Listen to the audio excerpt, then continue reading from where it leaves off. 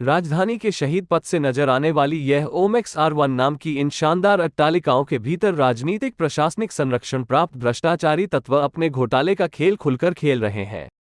उनके इस खेल का शिकार लगभग 1000 परिवार बन गए हैं, लेकिन उनकी सुनवाई कहीं नहीं हो रही है। स्थानीय निवासियों से मिलकर अविरल टाइम्स के संवाददाता अंशुल शुक्ला ने इस विवाद की पूरी जानकारी ली। पेश है एक रिपोर्ट।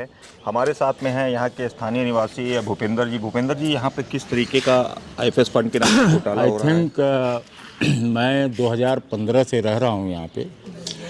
काफ़ी लगभग आज 8 साल में जो हमने यहाँ पे स्टडी किया है, स्टडी करने के बाद हमने ये महसूस किया है कि यहाँ की जो RWA कमेटी है, रेसिडेंट्स वेलफेयर एसोसिएशन जिसको कहते हैं, जिसके अध्यक्ष हिमांशु सिंह हैं, ये तो एक प्रकार से ओमेक्स के प्रॉक्सी RWA सदस्य हैं और ओमेक्स के ही पूरे निशाने पे लोग चल रहे हैं।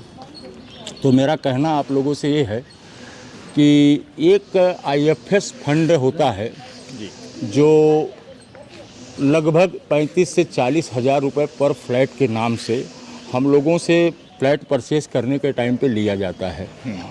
अगर हम यहाँ पर कुल 17 टावर हैं R1 में, और इस 17 टावर में 972 फ्लैट हैं। अगर इसको हम कैलकुलेट करते हैं, लगभग 3 करोड़ 88 लाख रुपया इकट्ठा होता है। और ये 3 करोड़ 88 लाख रुपया जो होता है, ये हमसे आईएफएस फंड के रूप में ले दिया जाता है। ये एक तरह से वह निधि है जो भविष्य में इस हमारी संस्था को, इस ओमेक्स R1 में कोई आपदा आए, उसको एक तरह से आप आपदा फंड कहिए। आपदा आए तो उसके लिए वह पैसा सुरक्षित रखा जाता है। सोसाइटी को हम लोगों ने इफेक्टेड देखा, जैसे मेंटेनेंस बराबर नहीं हो रहा था, कलर सब डैमेज होते जा रहे हैं, पाइपें डैमेज होते जा रही। जो जिस तरीके से हमको बिल्डर ने शुरू में यहाँ पे हैंडओवर किया था, उस समय हमारा ओमेक्स जो है एक स्वर्ग लग रहा था। लेकिन कहीं ना कहीं आज जो है ये हमको बहुत बुरा लग रहा है। हम अपनी बिल्डिंगों को देखकर रो रहे हैं कि हम कहाँ फंस गए, किस बिल्डर के चक्कर में फंस गए। 2022 में इन्होंने नवंबर में एक GBM कॉल की।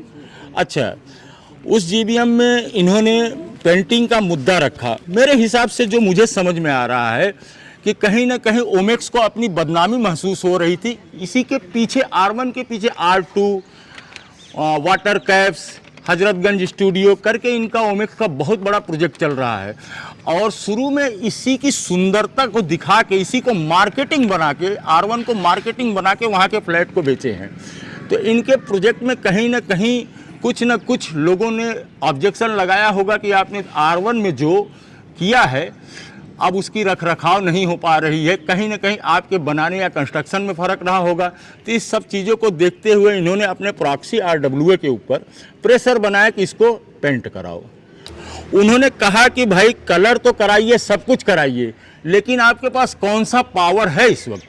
आपका तो इलेक्शन डिफॉल्ट हो गया है, आप कार्यकारिणी के सदस्य भी नहीं हैं। किस हक से आप कलर का पैसा मांग रहे हैं? तब लोगों में एक नई जागरूकता पैदा हुई। यहाँ पर करीबन हम लोगों ने 3 महीने लगातार हर संडे के दिन यहाँ पे एक प्रोटेस्ट निकाला यहाँ।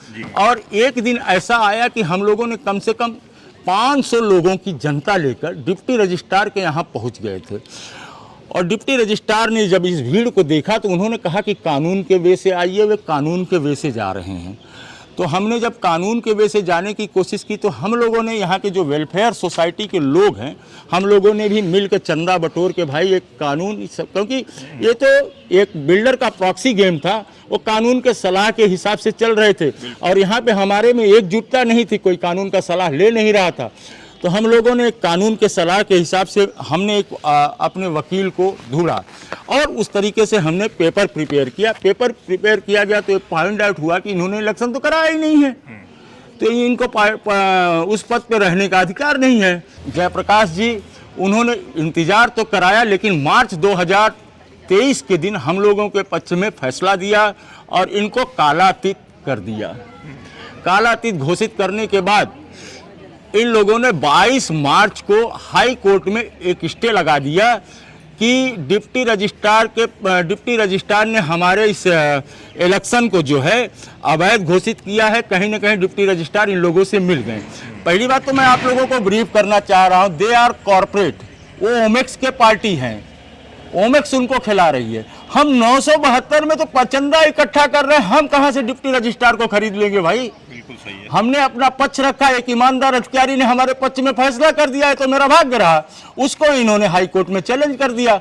अच्छा, हाई कोर्ट में चैलेंज करने के बाद तुरंत इनको स्टे मिल गया।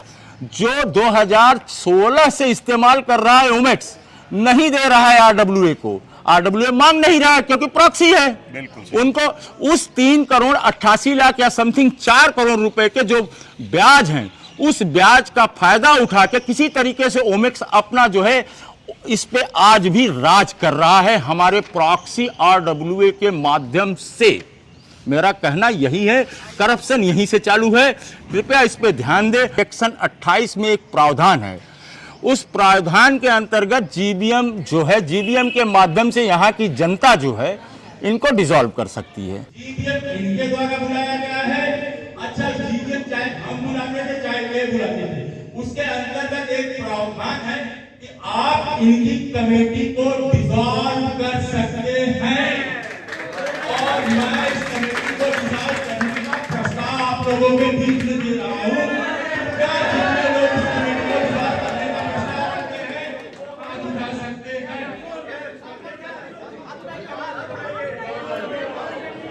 नंबर काउंट में लीजिए प्लीज हिमांशु जी, और आपके आरडब्ल्यूए के जितने सदस्य हैं नंबर काउंट कर लीजिए प्लीज।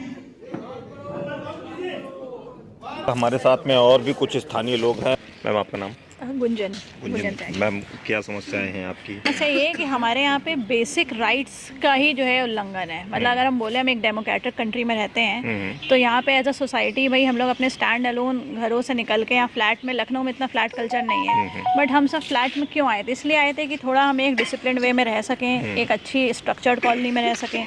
पर यहाँ पे वही है, आके हमने ये देखा बेसिक राइट्स ही नहीं है हमारे। जी मैम, आपका नाम? आकांक्षा पांडे। मैं ओमेक्स रेजिडेंसी 1 की ही निवासी हूँ। सर, अगर ओमेक्स रेजिडेंसी 1 में समस्याओं की बात की जाए तो उसकी लिस्ट तो अपने आप में बहुत लंबी है। तो शायद यहाँ के रेजिडेंट भी अब गिनना भूल गए होंगे गिनती पर। हमारे भूपेंद्र भाई ने भी काफ़ी कुछ डिटेल्स में समझाया है, लेकिन जो प्रमुख मुद्दा है, जो सबकी जड़ है, वो है चुनाव। 8 साल हो गए यहाँ पर चुनाव नहीं हुआ। आपने कभी ऐसा सुना है कि एक सोसाइटी के अंदर चुनाव ना हो? कहने को हम सोसाइटी में रहते हैं, हम 3500-3700 रुपए का महीने का मेंटेनेंस भरते हैं, लेकिन जी हमको इस बात की कोई इजाज़त नहीं है। पहली चीज़ तो हमारी सोसाइटी में आरडब्ल्यूए की तरफ से कभी कुछ नहीं होता। लाइट काट दी जाएंगी, ताले लगा दिए जाएंगे, मतलब जो बिल्कुल निकृष्ट कोटि की चीज़ें होती है ना सर, वो होती हैं यहाँ पर। जनता यहाँ की डरी हुई है कि जी नीचे आएंगे, चेहरे सामने आ जाएंगे, गोली तो हम पे भी मार दी जाएगी। पर जनता को ये समझ, सब लोग आने से डरते हैं। हम पुलिस प्रशासन के पास गए सर, पुलिस प्रशासन हमको कह रही है सर ये छोटा सा मामला है 20-25 घरों का।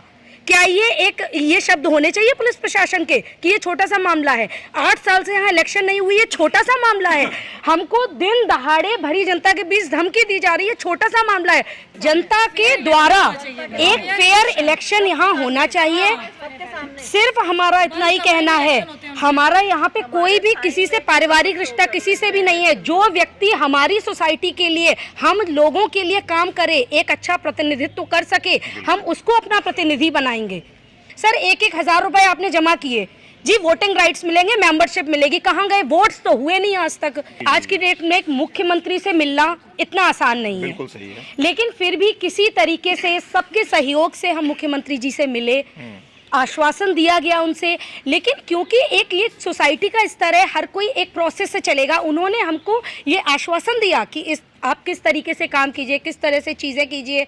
लेकिन प्रॉब्लम वही आ जाती है कि हमें ये भी सुनने को मिला कि माननीय हिमांशु जी के ही कुछ लोग हमारी पार्टी में भी बैठे हुए हैं। तो सर आपको भी पता है कि आजकल पैसे वाले के अंदर ताकत नहीं है सर, नेता के अंदर बड़ी ताकत है। तो इसीलिए कहा जाता है कि अपने बच्चे को डॉक्टर इंजीनियर मत बनाओ, या तो नेता बना दो या तो आईएएस बना दो, सबसे सुखी रहोगे आप। मेरा नाम है मिसेज उमा मेहत्रा, मैं लाले की 701 में रहती हूँ, सीनियर सिटीजन में हूँ।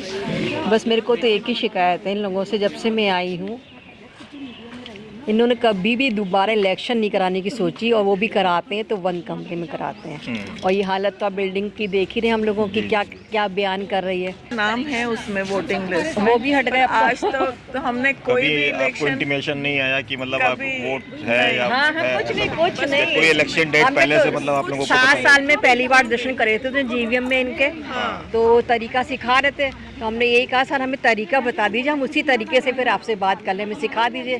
सर हम लोग सब लोग बाहर निकल रहे थे, यही जगह थी, और पीछे पीछे हम लोग आए कि आंसर दीजिए ना आप क्यों नहीं कुछ बोल रहे हैं। वो ऐसे भागते हैं, बाहर से लोग चिल्लाने लगे कि भाई लोगों की आक्रोश था, सारी जनता थी, सब लोग थे, हिमांशु चोर है क्यों नहीं आंसर दे रहा है। वो एकदम से पीछे मुड़ा, पूरा हाथ से करके मैं आगे थी ऐसा करके, एक एक को मारेंगे, एक एक को मार देंगे।